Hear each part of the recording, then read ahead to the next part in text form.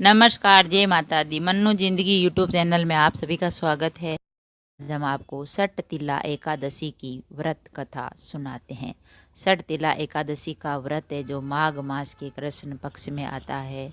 इस दिन तिल का महत्व अधिक होता है। इस दिन भगवान विष्णु को तिल का भोग लगाया जाता है। तिल का दान, तिल का स्नान, सभी काम तिल से होते हैं।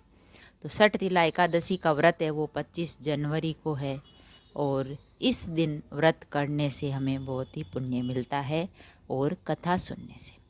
25 जनवरी को सठ तिला एकादशी का व्रत है। सठ तिला एकादशी का बहुत महत्व माना गया है। तो जितना पुण्य हजारों वर्षों की तपस्या, कन्यादान, स्वर्ण दान करने के बाद प्राप्त होता है, उससे कहीं ज़्यादा पुण्य फल एकमात्र सठ तिला एकादशी का व्रत उपवास रखने से मिलता है। तो आइए सुनाते हैं हम आपको सठ तिला एकादशी की व्रत कथा। सठ तिला एकादशी व्रत कथा। प्राचीन काल में मृत्यु लोक में एक ब्राह्मणी रहती थी। वह हमेशा व्रत किया करती थी। एक समय वह 1 मास तक व्रत करती रही। इससे उसका शरीर अत्यंत दुर्लभ हो गया। वह अत्यंत बुद्धिमान थी, लेकिन उसने कभी देवताओं और ब्राह्मणों का निमित्त अन्न या धन का दान नहीं किया था। इससे भगवान ने सोचा, ब्राह्मणी ने व्रत आदि से अपना शरीर शुद्ध कर लिया है, अब इसे विष्णु लोक तो मिल ही जाएगा, परंतु इसने कभी अन्न का दान नहीं किया, इससे इसकी तृप्ति होना कठिन है। ऐसा सोचकर भगवान ने भिखारी का वेश धारण करके उस ब्राह्मणी के पास आए और उससे भिक्षा मांगी। ब्राह्मणी बोली, महाराज किस लिए आए हो? भगवान ने कहा, मुझे भिक्षा चाहिए। इस पर उसने एक मिट्टी का ढेला उनके भिक्षा पात्र में डाल दिया और उसे लेकर प्रभु स्वर्ग लौट आए। कुछ समय बाद ब्राह्मणी भी शरीर त्याग कर स्वर्ग में आ गई। उस ब्राह्मणी को मिट्टी का दान करने से स्वर्ग में सुंदर महल मिला, परंतु उसने अपने घर को अन्न आदि सभी सामग्रियों में शून्य पाया, क्योंकि उसने अन्न का दान नहीं किया तो अन्न कुछ नहीं था, केवल घर था, महल था। ब्राह्मणी घबरा कर भगवान के पास आई और कहने लगी, भगवान मैंने अनेक व्रत आदि से आपकी पूजा की है, परंतु फिर भी मेरा घर अन्न आदि सब वस्तुओं से शून्य है। इसका क्या कारण है? इस पर भगवान बोले, पहले तुम अपने घर जाओ, देव स्त्रियां आएगी तुम्हें देखने के लिए। पहले उनसे सठ तिला एकादशी का पुण्य और विधि सुन लो, तब द्वार खोलना। ऐसे वचन सुनकर वह अपने घर गई। जब देव स्त्रियां आई और द्वार खोलने को कहा तो ब्राह्मणी बोली, आप मुझे देखने आई है तो सठ तिला एकादशी का महात्म्य मुझसे कहो। उनमें से एक देवी स्त्री ने सठ तिला एकादशी का महात्म्य सुनाया। तब ब्राह्मणी ने द्वार खोल दिया। देवता गणनाओं ने उसको देखा कि न तो वह गांधारवी है और न ही आसुरी, वरन पहले जैसी मानुषी है। जब ब्राह्मणी ने उनके कहे अनुसार सठ तिला एकादशी का व्रत किया, इसके प्रभाव से वह सुंदर और रूपवती हो गई तथा उसका घर अन्न सभी सामग्रियों से युक्त हो गया। इसी कारण हर मनुष्य को सठ तिला एकादशी का व्रत और किसी भी तरह का लोभ ना करके तिल आदि का दान करना चाहिए। इससे अनेक प्रकार के कष्ट, दुर्भाग्य, दरिद्रता दूर होकर मोक्ष प्राप्त होता है। इस दिन पूजा, हवन, प्रसाद, स्नान, दान, भोजन और तर्पण में तिल का उपयोग करना चाहिए, तभी पुण्य मिलता है। तो फ्रेंड्स, ये थी सठ तिला एकादशी की व्रत कथा। जब ब्राह्मणी ने ये सब किया तब उसे पुण्य मिला और मोक्ष मिला। तो सठ तिला एकादशी का व्रत करने से, कथा सुनने से और विधिवत भगवान विष्णु की पूजा करने से हमें पुण्य मिलता है और भगवान विष्णु और माँ लक्ष्मी का आशीर्वाद मिलता है। अगर वीडियो अच्छा लगा तो लाइक और शेयर ज़रूर करें। ऐसे ही और वीडियो देखने के लिए हैं उसी तरह की आज की ये भी कथा है। आप इस कथा को सुनकर वीडियो को लाइक करके कमेंट बॉक्स में जरूर बताइएगा कि ये कथा आपको कैसी लगी। गुजरात में एक गांव है जिसका नाम है डाकोर। वहीं पर श्री रामदास जी नाम के एक भक्त रहा करते थे और वे हर एकादशी पर द्वारका जाकर श्री रणछोड़ जी के मंदिर में पूरी रात कीर्तन करते थे। भगवान कृष्ण का ही एक नाम रणछोड़ जी है। और क्यों पड़ा ये नाम, ये तो आप सब बहुत सारी कथाओं में जान ही चुके हैं। अब रामदास जी इस द्वारका के उस मंदिर में जाकर पूरी रात एकादशी की रात को कीर्तन भजन किया करते और अगले दिन वापस लौट आते थे। जब समय आने पर वे वृद्ध हो गए तब भगवान ने उनसे घर पर ही कीर्तन करने को कहा, परंतु उन्होंने ठाकुर जी की ये बात नहीं मानी। अब आप सोच रहे होंगे कि भगवान ने उनसे खुद क्यों कहा, क्योंकि जब भक्त सच्चे होते हैं तब भगवान और भक्त में एक अटूट संबंध बन जाता है। तब भगवान खुद अपने भक्त से बातें किया करते हैं, उनके साथ खाते पीते खेलते हैं, उनका समय बिताते हैं, उनके सुख दुख भी बांटा करते हैं और कभी कभी तो उन्हें जो चाहिए होता है वो भी अपने भक्त से कहा करते हैं। तब ठाकुर जी अपने भक्त रामदास जी से इसी तरह बातें किया करते थे और ठाकुर जी ने उनकी इस वृद्धावस्था को देखकर उनसे मंदिर न आने की बात कही, लेकिन उन्होंने ठाकुर जी की ये बात नहीं मानी। अब उनकी निष्ठा को देखकर प्रभु उनसे प्रसन्न हो गए। फिर बोले, ठीक है रामदास जी, अगर तुम नहीं मानना चाहते तो मत मानो, लेकिन अब बुढ़ापा आ गया है और तुम यहाँ इतनी कष्ट से मेरे पास आकर मंदिर में रात भर भजन कीर्तन करते हो, तुम्हारे यहाँ आने का कष्ट मुझसे सहन नहीं होता। एक काम करो, तुम मुझे अपने घर पर ही लेकर चलो। ठाकुर जी ने कहा, अब की बार आना तो गाड़ी लेकर आना, मैं तुम्हारे साथ चलूँगा। तब रामदास जी हाथ जोड़कर बोले, प्रभु मैं तो बूढ़ा हो गया हूँ और आप तो नव किशोर हैं, मैं आपको कैसे उठा पाऊंगा? और फिर हर रात आपके मंदिर के बाहर ताला भी लग जाता है, ऐसा करना मेरे लिए कैसे संभव होगा? ठाकुर जी मुस्कुराए और बोले कि मैं मंदिर के पीछे की खिड़की खोल दूंगा, बस तुम मुझे वहां से ले जाया करना, मैं तुम्हारे लिए फूल जैसा हल्का हो जाऊंगा। बस तुम अगली बार गाड़ी लेकर जरूर आना और मैं तुम्हारे साथ चलूंगा। अगली बार एकादशी आने पर रामदास जी ठाकुर जी को ले जाने के लिए बैलगाड़ी लेकर आए। सभी लोग देख रहे थे कि ये तो हर बार पैदल और नंगे पैर आते थे, लेकिन इस बार वे गाड़ी से आए हैं। लोग सोचने लगे कि शायद ये बूढ़े हो गए हैं इसीलिए बैलगाड़ी से आए होंगे, परंतु भक्त और भगवान के बीच के वार्तालाप को भला अन्य साधारण व्यक्ति कैसे जान सकते थे?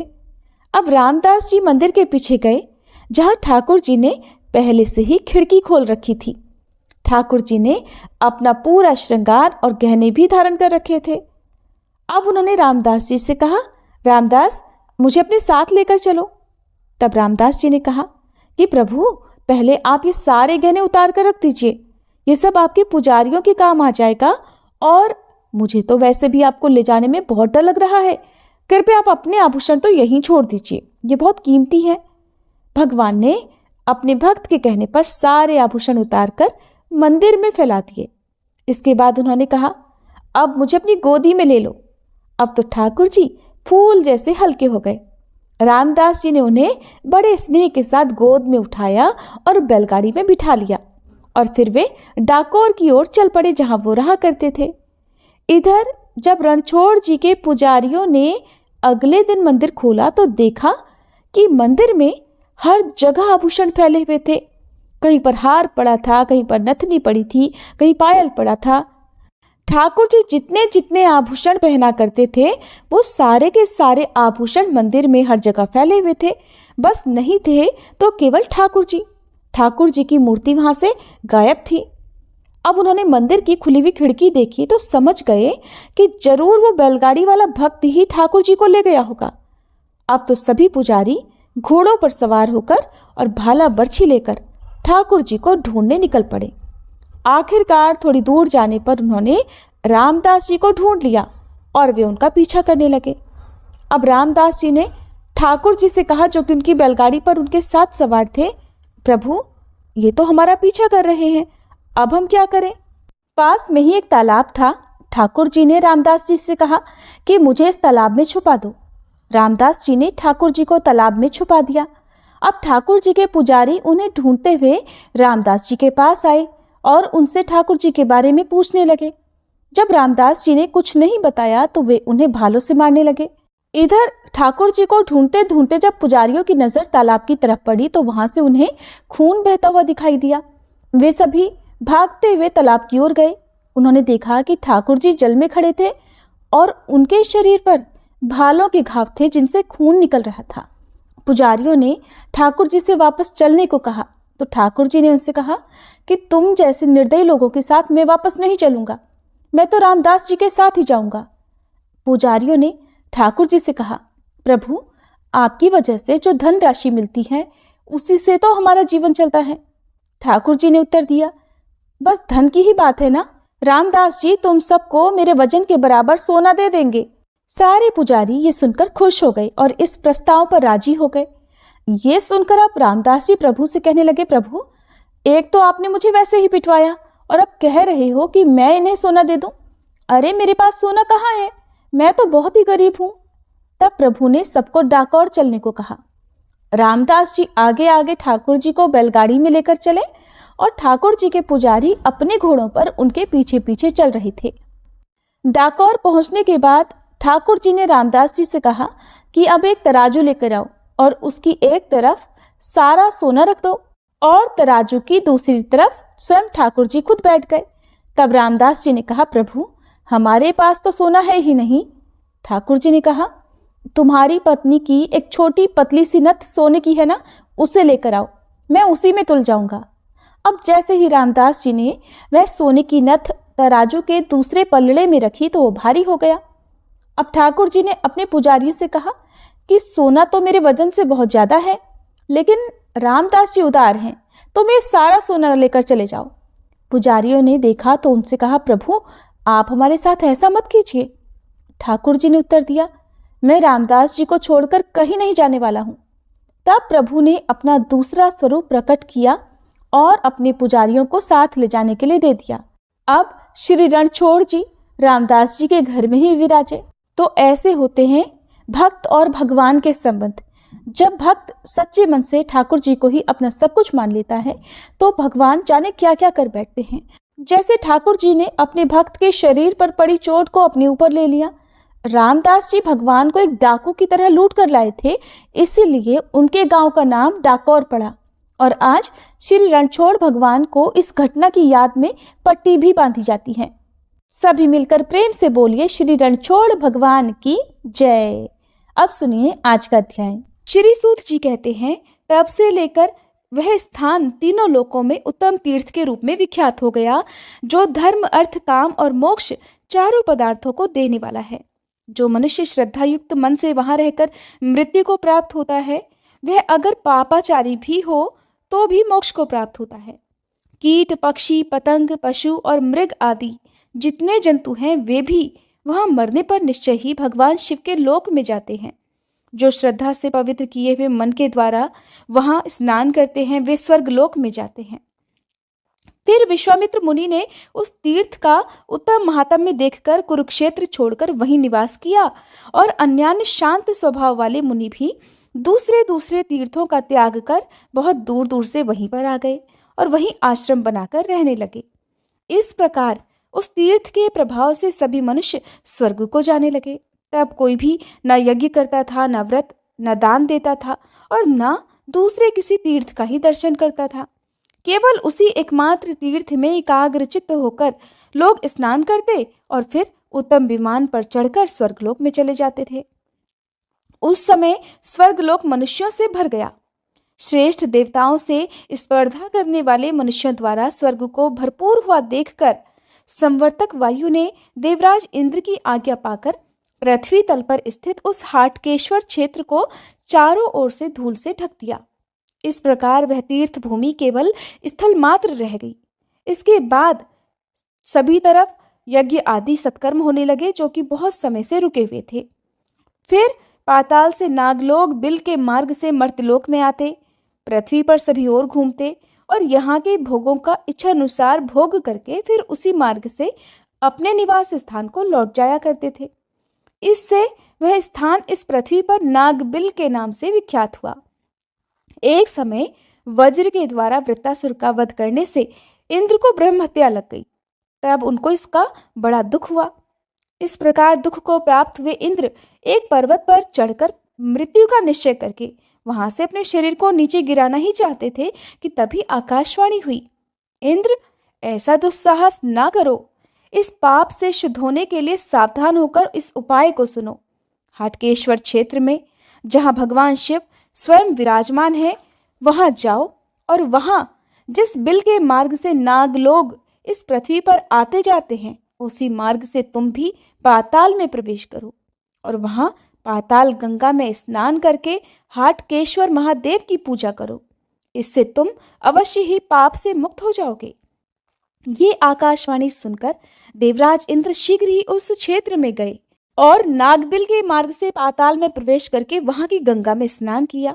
स्नान करने के बाद हाटकेश्वर लिंग का पूजन किया। इससे क्षण मात्र में ही उनका शरीर निर्मल हो गया, पाप रहित हो गया और तेज बढ़ गया।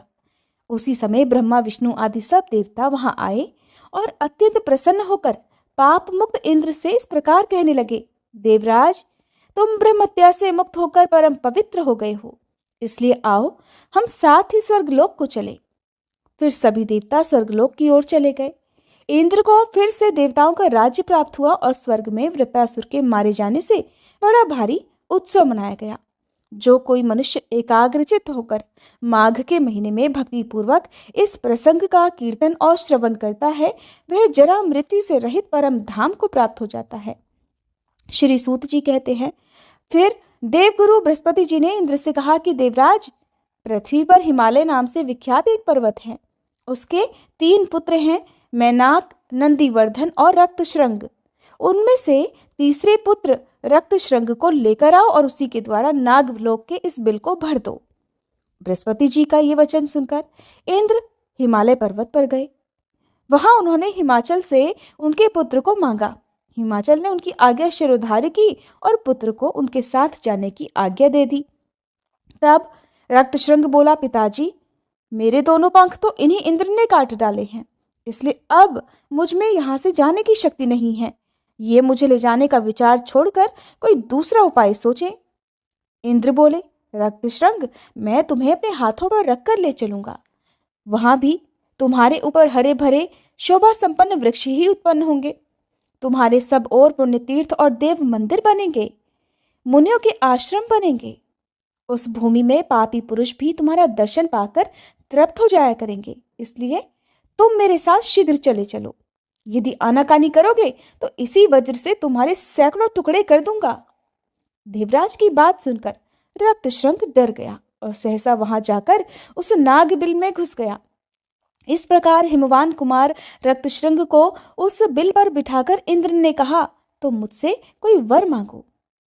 रक्तश्रृंग नामक पर्वत बोला, देवेश, मेरे लिए यही वरदान है कि मुझ पर आप संतुष्ट हैं। मैं आपकी कृपा से सुखी हूं। इंद्र बोले, स्वप्न में भी मेरा दर्शन व्यर्थ नहीं जाता, और फिर साक्षात दर्शन होने पर भला कैसे निरर्थक होगा। तब रक्तश्रृंग ने कहा, देवराज, अगर आप मुझ पर प्रसन्न हैं, मुझे वर देना ही चाहते हैं, तो यही वर दीजिए कि मेरा संपूर्ण ऐश्वर्य सदा ब्राह्मणों के ही काम में आए। इंद्र बोले, चमत्कार नाम से विख्यात एक राजा होंगे, जो तुम्हारे शिखर पर ब्राह्मणों के रहने के लिए एक नगर स्थापित करेंगे। उस नगर में वेद वेदांगों के पारगामी विद्वान ब्राह्मण प्रसन्नता पूर्वक रहकर तुम्हारे संपूर्ण ऐश्वर्य का उपभोग करेंगे। और चैत्र कृष्ण चतुर्दशी को मैं स्वयं तुम्हारे शिखर पर आकर हाटकेश्वर नाम से प्रसिद्ध भगवान शिव की पूजा करूंगा। इससे त्रिलोक में तुम्हारे प्रभाव का विस्तार होगा। अच्छा, अब मैं स्वर्ग को चलता हूँ, तुम्हारा कल्याण हो। ऐसा कहकर देवराज इंद्र स्वर्ग में चले आए और रक्तश्रृंग उस नागबिल को ढककर स्थित हो गया। उसके शिखर पर मुख्य मुख्य तीर्थ और मंदिर स्थापित हो गए और मुनियों के भी बहुत से आश्रम वहां पर बन गए। इसी समय अनार्त देश के राजा चमत्कार वहां वन में दुष्ट मृगों का शिकार खेलने के लिए आए।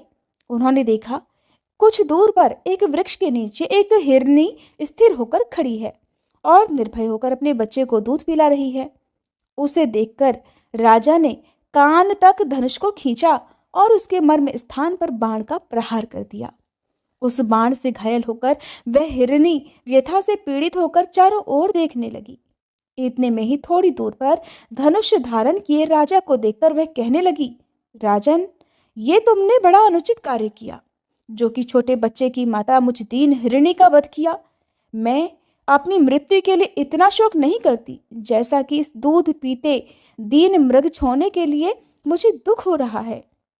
तुमने तो बड़ा निंदनीय कर्म किया है, इसलिए तुम इसी समय कोढ़ी हो जाओ। सुनकर राजा बोले, शिकार खेलना तो राजाओं का धर्म है, इसलिए अपने धर्म में लीन हुए मुझ निर्दोष को तुझे श्राप नहीं देना चाहिए। हिरनी बोली, हे राजन, तुम्हारा कहना ठीक है, परंतु शिकार में भी क्षत्रियों के लिए ये नियम है कि जो सोया हुआ हो, मैथुन में आसक्त हो, बच्चे को दूध पिला रहा हो या स्वयं जल पी रहा हो, ऐसे हिंसक पशु का भी वध ना करे। उसका वध करने पर मनुष्य पाप से लिप्त हो जाता है, इसलिए मैंने तुझे शाप दिया है। ऐसा कहकर व्यथा से पीड़ित हुई हिरनी ने अपने प्राण त्याग दिए और राजा चमत्कार भी कोढ़ी हो गए।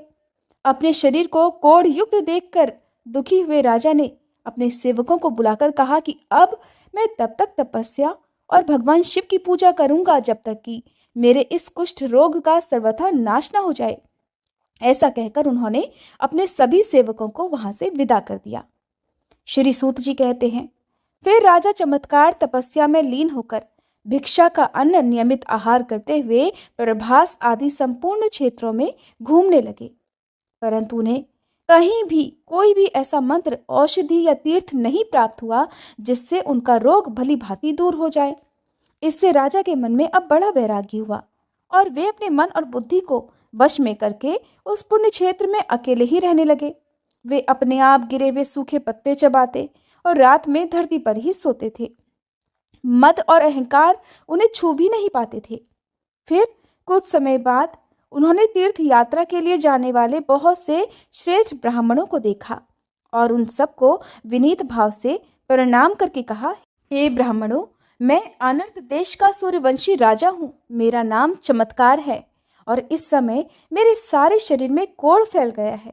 क्या यहाँ कोई ऐसा दैव या मानवीय उपाय है जिससे मेरा कुष्ठ रोग शांत हो जाए? अगर है तो आप लोग मुझ पर कृपा करके बताइए। तब उन दयालु ब्राह्मणों ने कहा, हे राजन, यहाँ से थोड़ी ही दूर पर सुप्रसिद्ध शंख तीर्थ है जो सभी रोगों का नाश करने वाला है।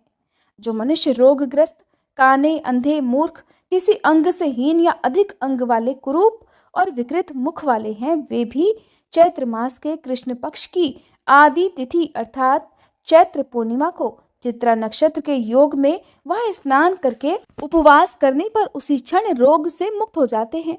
राजा ने पूछा, हे विप्रवरो, शंख तीर्थ का ज्ञान मुझे जैसे हो और उसकी उत्पत्ति किस प्रकार हुई है, ये सब आप लोग विस्तार पूर्वक बताइए। ब्राह्मण कहने लगे, राजन, पूर्व काल में इसी पृथ्वी पर लिखित नाम से प्रसिद्ध एक श्रेष्ठ मुनि रहते थे। वे शिंडल मुनि के पुत्र थे। उनके छोटे भाई का नाम शंख था। शंख भी अपने बड़े भाई की तरह धर्मशास्त्र के ज्ञाता थे और कंदमूल फल का आहार करते हुए सदैव तपस्या में लीन रहा करते। एक दिन शंख भूख से अत्यंत पीड़ित होकर लिखित के आश्रम पर गए। महात्मा लिखित का आश्रम उस समय सूना था, तो भी ये फल अपने ही हैं ऐसा मानकर शंख ने वहां से बहुत सारे फल तोड़ लिए और उन्हें खा लिया। उसी समय लिखित अपने शिष्य के साथ वहां आए और शंख को फल लिए हुए देखकर क्रोध करते हुए बोले कि तुमने मेरे दिए बिना ही ये फल कैसे ले लिए? क्या तुम ये नहीं समझते कि इस प्रकार बिना पूछे लेने से चोरी रूप दोष से बंध जाना पड़ता है? शंख ने सुना तो बोले, हे द्विश्रेष्ठ, आपने जो कुछ कहा है वह सत्य है। मैंने आपके सूने आश्रम से ये फल लिए हैं, इसलिए मेरे लिए चोरी का उचित दंड दीजिए ताकि मेरा इहलोक और परलोक दोनों सुखद हो सके। तब लिखित ने उसी क्षण अपने भाई शंख के दोनों हाथ कटवा दिए। हाथ कट जाने पर शंख अपने आश्रम में लौट आए। वहां उन्होंने पुनः बड़ी घोर तपस्या की। इससे संतुष्ट होकर महादेव जी ने उन्हें प्रत्यक्ष दर्शन दिया और कहा, हे ब्राह्मण, तुम कोई मनोवांछित वर मांगो। शंख बोले, देव, मेरे दोनों हाथ पुनः पहले की तरह हो जाए और ये तीर्थ भी मेरे नाम से प्रसिद्ध हो जाए। जो कोई अंगहीन, अधिकांग अथवा रोगग्रस्त यहाँ स्नान करे, वो शीघ्र ही फिर से नवीन हो जाए, नूतन निर्दोष शरीर फिर से प्राप्त कर ले। भगवान शिव कहने लगे, हे विप्रेंद्र, आज से ये तीर्थ तुम्हारे ही नाम से विख्यात होगा।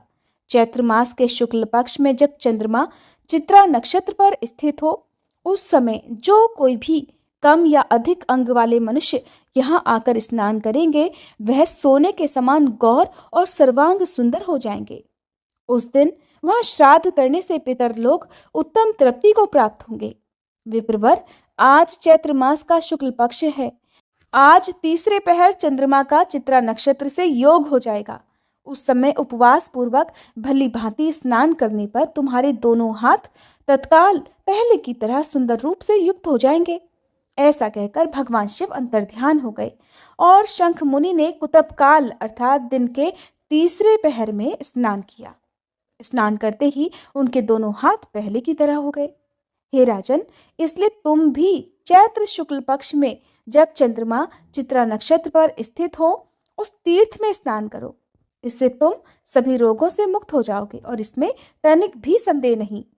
इस तीर्थ के लिए जो समय और योग बताया गया है, उसके प्राप्त होने पर हम साथ चलकर तुमको उस तीर्थ का दर्शन भी कराएंगे। श्री सूत जी कहते हैं, तदंतर कुछ दिनों के बाद चैत्र शुक्ल पक्ष आया और चित्रा नक्षत्र में चंद्रमा के योग से युक्त चतुर्दशी तिथि प्राप्त हुई। तब वे राजा के हितैषी ब्राह्मण उन्हें साथ लेकर उसी समय शंख तीर्थ में गए। वहां कोढ़ युक्त राजा ने अपने मन में कुष्ठ रोग के नाश का संकल्प लेकर बड़ी श्रद्धा भक्ति से विधि पूर्वक स्नान किया। स्नान करते ही वे कुष्ठ रोग से मुक्त और तेजस्वी हो गए और बड़े हर्ष के साथ तीर्थ के जल से बाहर निकले।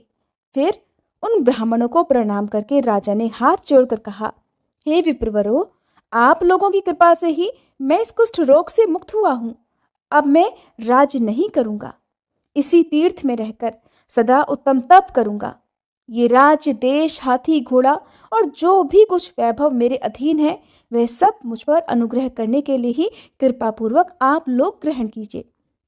ब्राह्मणों ने सुना तो कहने लगे, राजन, हम लोग राज्य की रक्षा करने में असमर्थ हैं, फिर उसे लेने से भला क्या लाभ हुआ, जिसकी राज्य में बड़ा भारी विप्लव मच जाए।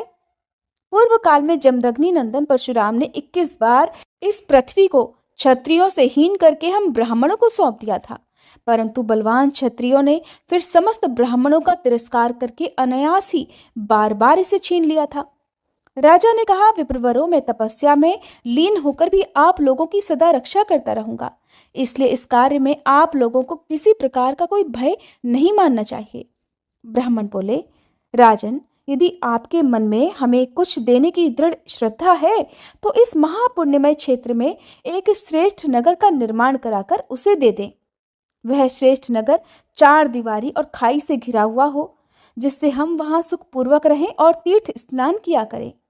हम सब लोग सदा वेदों के स्वाध्याय में लीन और गृहस्थ धर्म का पालन करने वाले हैं, इसलिए हमें गृह की आवश्यकता है।